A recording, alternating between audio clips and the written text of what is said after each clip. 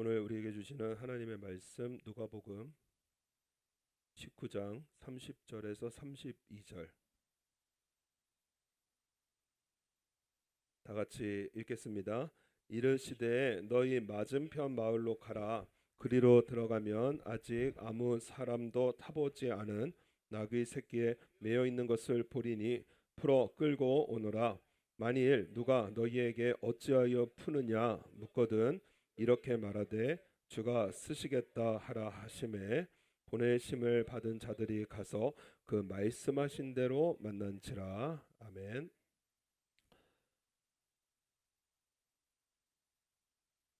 우리가 믿는 우리 하나님을 우리가 배울 때 삼위일체의 하나님이라 이렇게 배웁니다. 삼위일체의 하나님이시다. 우리 하나님은 유일하신 하나님이신데 세 분의 모습으로 존재하십니다. 그래서 성부 하나님, 성자 예수님, 그리고 성령 하나님 세 분이신데 한 분이십니다. 그 모든 지혜와 능력이 동일하신 이러하신 우리 하나님이십니다. 삼위일체를 우리가 알기가 우리 인간의 생각으로는 우리 하나님의 모습을 알 수 없는 참 신비로운 모습으로 계시는데, 그런데 우리 하나님께서 각자 하시는 일은 명확합니다. 성부 하나님은 계획을 하십니다. 계획하시는 하나님. 그리고 성자 예수님은 하나님의 계획을 실행하십니다. 실행하시는 하나님이십니다.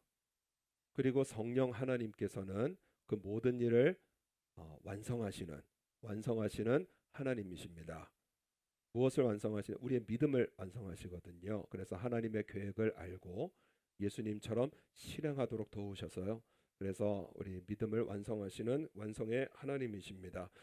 우리 성부 하나님은 창조를 계획하셨습니다. 예수님은 말씀으로 실행하셨습니다. 그래서 요한복음에 태초에 말씀이 계시니라. 이 말씀은 우리 예수님이시거든요. 이 말씀이 하나님과 함께 계셨으니 이 말씀은 곧 하나님이시라. 그가 태초에 하나님과 함께 계셨고 만물이 그로 말미암아 지은 바 되었으니 지은 것이 하나도 그가 없이는 된 것이 없느니라. 하나님은 창조를 계획하셨고 말씀이신 예수님께서는 실행을 하셨습니다. 우리 하나님 앞에 우리 인간이 죄를 지어서 우리는 죄의 후손으로 태어납니다. 그래서 우리 성부 하나님께서는 우리의 구원을 계획을 하셨습니다. 그 계획을 실행하고자 이 땅에 오신 분이 바로 우리 예수님이십니다. 우리의 모든 죄를 지시고 십자가에서 죽으셔서 우리의 구원을 이루셨고요. 그래서 우리 창조와 구원의 계획을 우리 예수님께서는 실행하신 우리 하나님이시고, 그 하나님의 창조의 계획, 구원의 계획을 그리고 예수님의 실행을 믿음으로 인도하시는 분이 바로 성령 하나님이십니다. 이 땅에 교회를 세우시고 하나님의 말씀이 담긴 성경을 기록하여서 우리에게 주셨고 온전한 믿음의 길로 인도하시는 성령 하나님이십니다. 이 말씀을 드리는 이유는 우리 성부 하나님은 계획을 하셨고 우리 성자 예수님은 실행을 하셨고 성령 하나님은 완성을 하시는데, 우리를 무엇이라고 하느냐? 예수님 믿는 우리를 그리스도인, 크리스찬이라 합니다. 예수님 따라 사는 삶이거든요. 그렇기 때문에 가장 우리 신앙생활에서 중요한 것은 무엇이냐면은 하나님의 뜻을 알고 하나님의 뜻을 실행하는, 다시 말해서 순종하는 것이 우리 신앙생활에 너무나 중요한 초점입니다. 이를 이루시는 분도 우리 하나님이시거든요. 계획을 하시고 또 이를 이루시는 분도 하나님이시기 때문에, 그렇기 때문에 인생의 결과는 하나님께 맡겨드리고요. 여러 가지 어려운 일, 힘든 일을 겪을 때 하나님의 뜻을 알고 그분의 말씀에 귀를 기울여서 순종하는 것, 이것이 우리 신앙생활에 너무나 중요한 초점이 되어집니다. 그래서 우리 예수님께서 오늘 말씀에 보면은 이르시되 너희 맞은편 마을로 가라. 그리로 들어가면 아직 아무 사람도 타보지 않은 나귀 새끼에 매어 있는 것을 보리니 풀어 끌고 오너라. 우리 예수님께서 왕으로 오시는데 좀 멋이 있으셔야 되잖아요. 그래서 말도 참 좋은 말들이 있고요. 백마 이런 것들 참 흑마 좋은 말들도 있고 한데 우리 예수님이 하필이면 나귀 새끼를 타시려고 합니다. 나귀 새끼. 왜 나귀 새끼를 타려고 하셨느냐? 바로 하나님의 뜻이었기 때문에 그렇습니다. 구약 성경의 예언을 우리 예수님은 그대로 실행하신 거예요. 그래서 예수님께서 태어나시기 500년 전에 활동했던 스가랴라고 하는 선지자가 있습니다.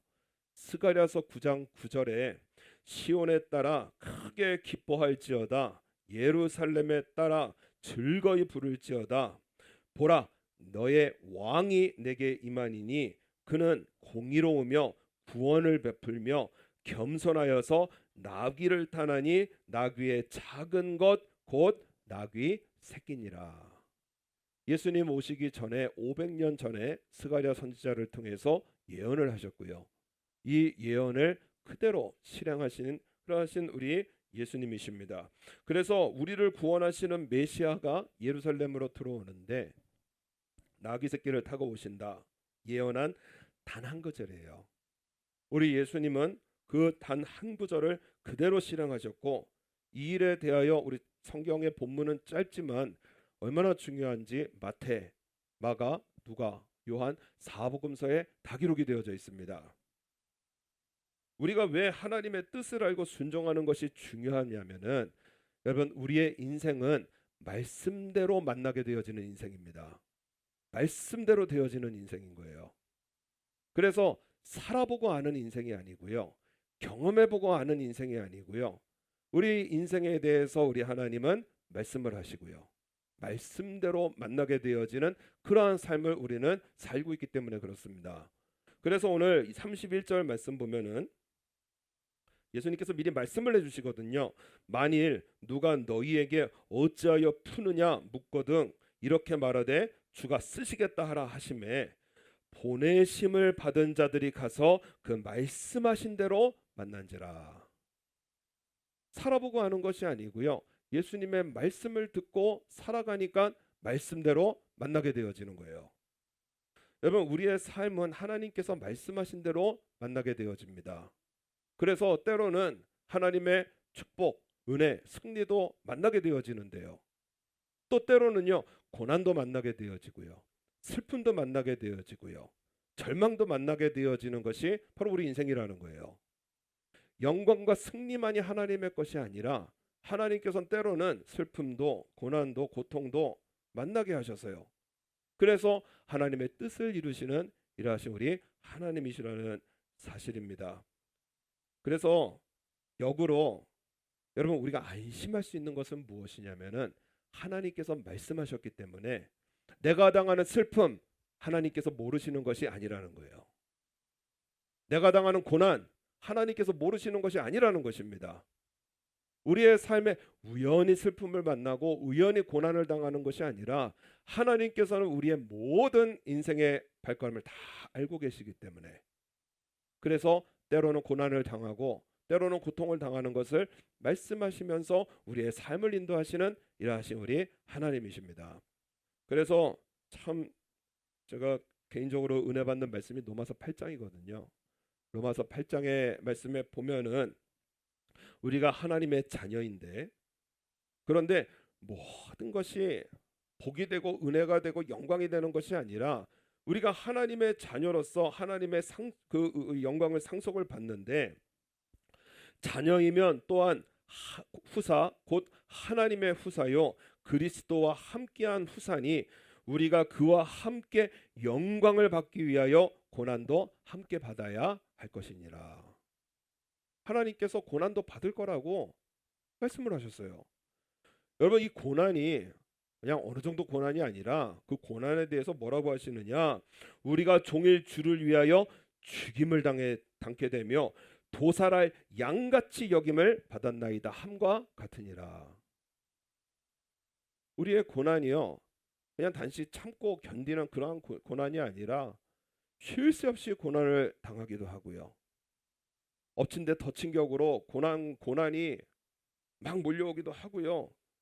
또 도살할 양과 같이 환경이 나를 잡아먹으려고 그렇게 고난이 온다라는 것입니다. 근데 하나님께서 분명히 말씀하시는 것이 무엇이냐? 하나님이 미리 아신 자들로 또한 그 아들의 형상을 본받게 하기 위하여 미리 정하셨으니. 하나님께서 우리의 당하는 고난을 그냥 인생의 흐름 가운데, 시간의 흐름 가운데 그냥 우연히 만나는 것이 아니라 미리 정하시고 미리 아셔서, 그래서 우리 예수님과 함께 영광을 받기를 원하시는 하나님이시라는 거예요. 그래서 로마서 8장의 말씀에 보면은 우리가 알거니와 하나님을 사랑하는 자 곧 뜻대로 부르심을 입은 자들에게는 모든 것이 합력하여 선을 이루느니라. 우리 인생의 고난도 슬픔도 다 합력하여서요, 하나님께서는 결국엔 하나님의 뜻을 이루시고요, 우리에게 찬송을 받으시고 우리에게 감사를 받으시는 우리 하나님이신데, 이 모든 일에 우리를 사랑하시는 이로 말미암아 우리가 넉넉히 이기느니라. 일본어 성경 보니까 압도적인 승리를 주신다라는 거예요. 모든 환경, 모든 고통, 모든 슬픔, 모든 절망을 뛰어넘는 압도적인 승리를 우리의 삶에 주신다라는 것입니다. 그래서 우리가 믿을 것은 무엇이냐면은, 우리 인생의 때로는 어려운 일을 당할 때, 그때는요, 우리 예수님 실행하시는 하나님이시잖아요. 우리 그리스도인이잖아요. 우리 예수님의 뜻에 귀를 기울이고요, 하나님의 뜻에, 말씀에 귀를 기울여서 하나님의 뜻을 준행하고 살면, 일은 누가 이루시느냐? 하나님께서 이루신다는 것입니다. 이것을 믿고 사는 거예요. 다윗이 청년의 때에 늘 죽음의 위기와 두려움 가운데 살았습니다. 이스라엘의 왕인 사울의 질투로 인해서 성공의 가도를 달렸던 인생이 하루아침에 무너지고요, 아무것도 없는 그러한 신세가 되어져서 광야로 숨고요, 그리고 피신을 해야 되는, 도망을 쳐야 되는 그러한 삶을 살았습니다. 그 젊은 시절 내내 여러분, 죽음의 위협입니다. 물리적인 죽음의, 실제적인 죽음의 위협이었거든요. 그 죽음의 두려움, 그 인생의 고통과 이러한 스트레스를 다윗은 어떻게 견디고 이겼는가 하면은요, 다윗이 믿은 것은 하나였어요. 하나님께서 내게 기름 부으셨다. 시편에 내내 반복하는 것이 무엇이냐? 하나님께서 내게 기름 부으셨습니다. 그것을 믿었어요.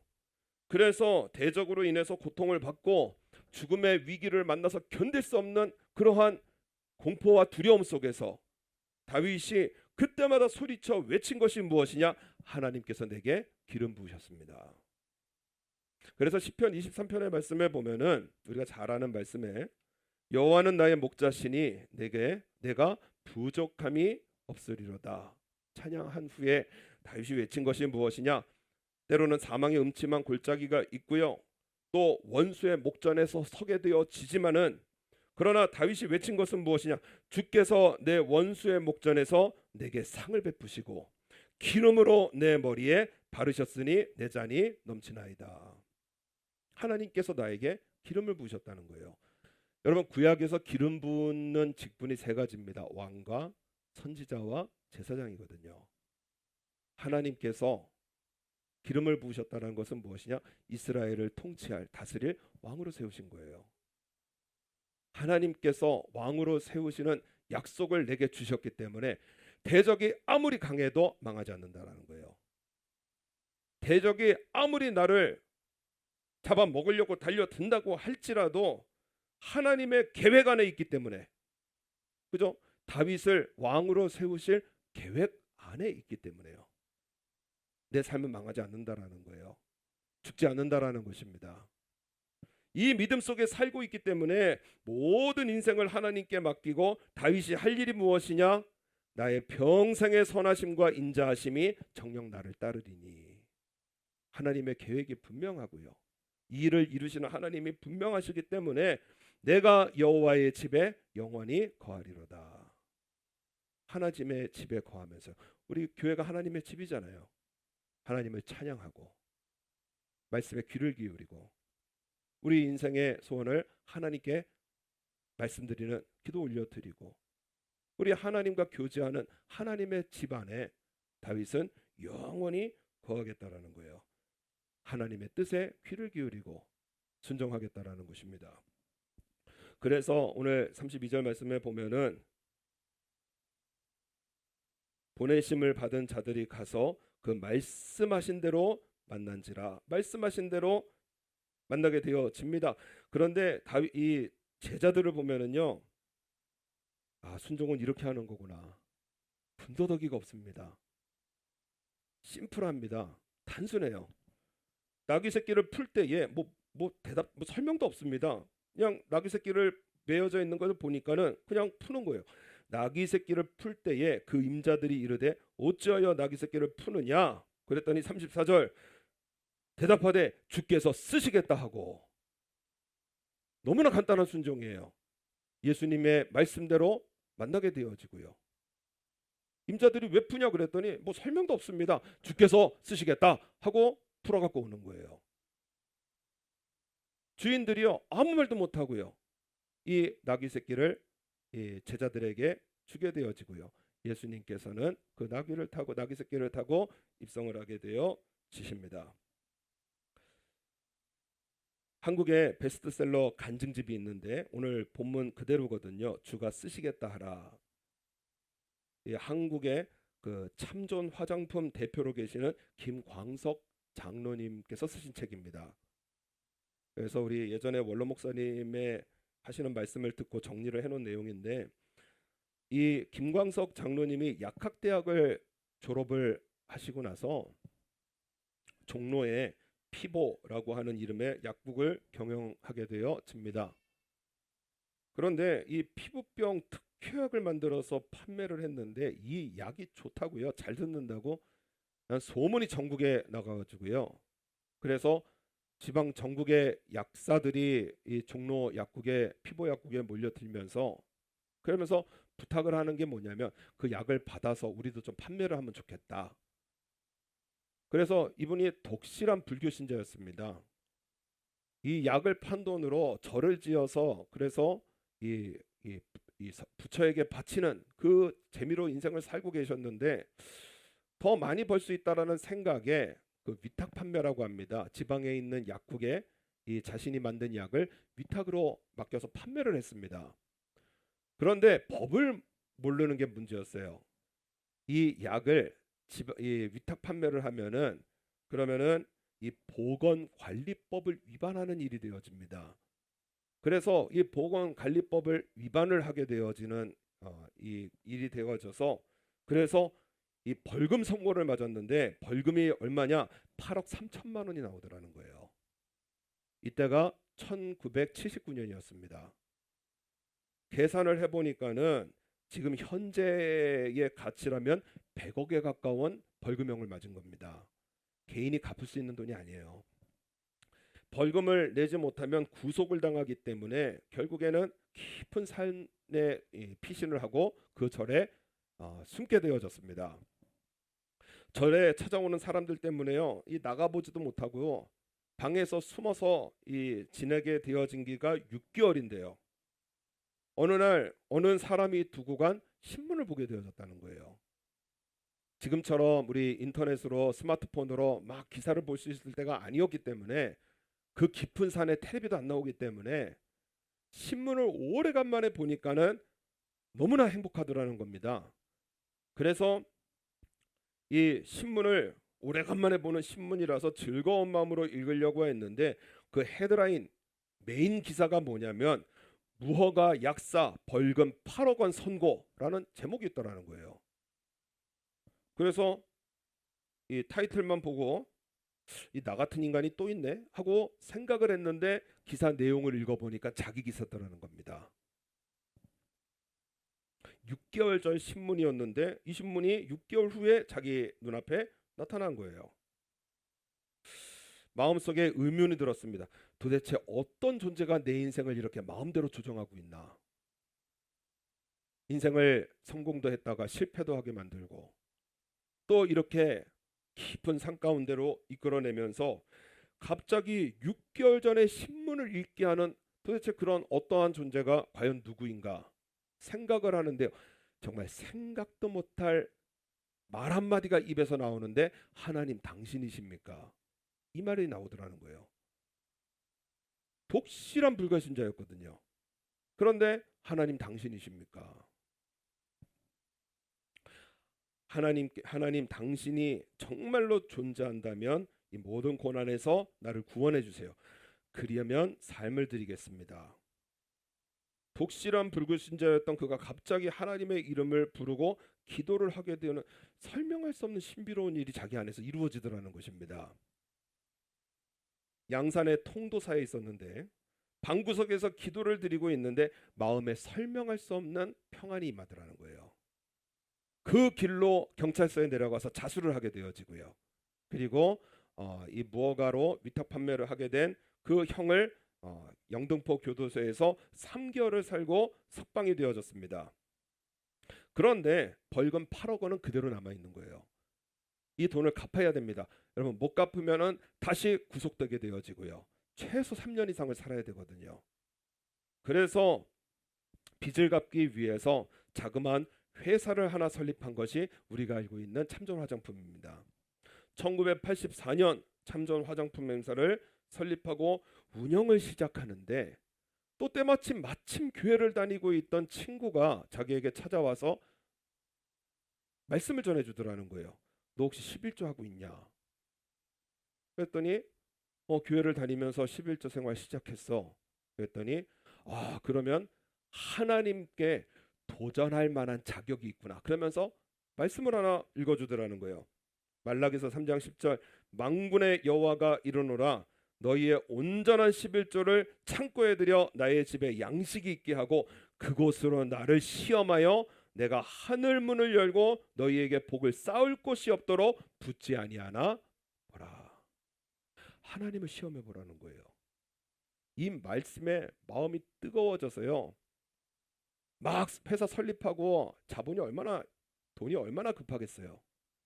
하나님을 시험하라. 그래서 10의 1조가 아니라 10의 1조는 하고 있었으니까요. 10의 2조를 드리기로 시작을 했습니다. 10의 2조를 드리기 시작하는데요. 그 해에요. 빚을 다 갚게 되어지고요. 그리고 한국의 4대 화장품 회사로 성장을 하게 되어져서 하나님 앞에 귀하게 쓰임 받고 있는 우리 김광석 장로님에 대한 말씀입니다.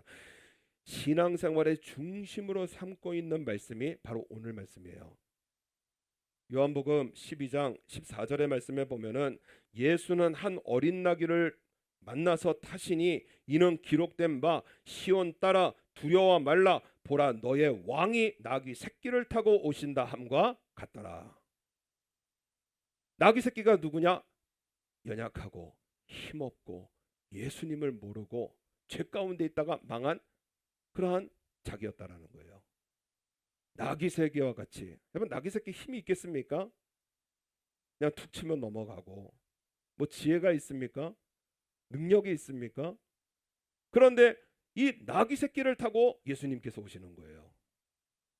그래서 여러분, 우리의 삶이 때로는 아무런 힘도 없고 고난을 만났는데 해결할 능력도 없고 어떻게 할 줄도 알지 못하고, 그럴 때 우리가 믿는 것은 무엇이냐? 만왕의 왕이신 예수님께서 오늘 누구와 함께 하시느냐?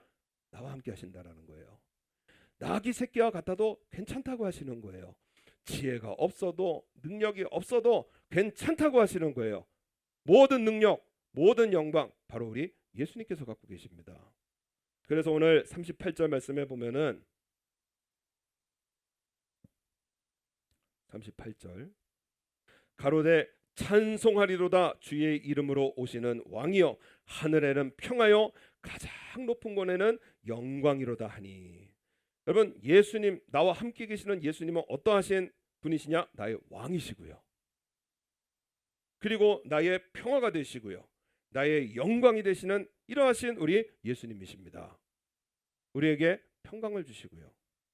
그리고 우리의 삶을 통해서 영광을 받으시는 우리 예수님이십니다. 그래서 나귀 새끼와 같이 지혜 없고 힘 없고 무능력해도 괜찮다라는 거예요. 여러분, 33절의 말씀에 보면은 나귀 새끼를 풀 때에 그 임자들이 이르되 어찌하여 나귀 새끼를 푸느냐 그러거든요. 여러분, 예수님을 모르고 살던 우리의 임자, 성경에선 누구라고 하느냐? 마귀라고 분명히 말씀을 합니다. 너희는 너희 아비 마귀에게서 났으니 너희 아비의 욕심을 너희도 행하고자 하느니라. 전에는 우리도 다 그 가운데서 우리 육체의 욕심을 따라 지내며 육체와 마음에 원하는 것을 하여 다른 이들과 같이 본질상 진노의 자녀였더니. 그래서 여러분, 우리 나귀 새끼 임자들이 나귀를 풀지 못하게 하는 것처럼요, 때로는 가난으로 속박하고요, 때로는 질병으로 속박하고요, 때로는 고통으로 절망으로 속박하는, 정말 우리를 이 불행에서 놓아주지 않으려고 그렇게 기를 쓰지만은요, 그때에요 우리 34절 대답하되 주가 쓰시겠다 하고 하나님의 말씀 그대로 준행하는 이러한 순종이에요. 그 임자들이 아무런 주장도 못하고 이 마귀 새끼를, 이 나귀 새끼를 우리 예수님께 보내드리는 것처럼요, 우리 하나님의 말씀에 귀를 기울이고요, 그대로 순종하는 삶은 우리가 예수님의, 우리 하나님의 자녀가 되어지고요, 하나님의 보호와 인도하심 손길 속에 우리는 살게 되어지는 것처럼 인생의 고통은 흔적도 없이 사라지고 왕이신 예수님께서 함께 하시는 평화와 영광이 임하는 복된 삶이 되게 하신다라는 것입니다. 그래서 우리의 인생에 중요한 것은 무엇이냐? 우리 인생 하나님께서 쓰셔야 됩니다. 말씀에 귀를 기울이는 거예요. 그래서 부족하지만 너무나 감사한 게, 저도 때로는 어려운 일이 있습니다. 그래서 경제적으로도 어려울 때도 있고요. 그리고 우리 아이들을 키우다 보면은 또 여러 가지 문제들이 있거든요. 그럴 때마다 마음속에 마음을 인도하시는 우리 하나님 앞에 감사하다 싶은 것이 무엇이냐? 막 삶을 해결하려고 그러지 않더라고요. 막 그냥 이 일을 문제를 해결하고 어떻게 하면은 이 일을 때우고, 그렇게 마음을 인도하시는 것이, 세상의 지혜를 주시는 것이 아니라 예배 잘 드려야 되겠구나, 하나님께서 예배 잘 드리라고 하시는구나, 이렇게 생각이 나는 것이 너무나 감사하더라고요. 이 구질구질한 잘못을 회개하라고 이 일을 허락하시는구나, 이것이 너무 감사하더라고요.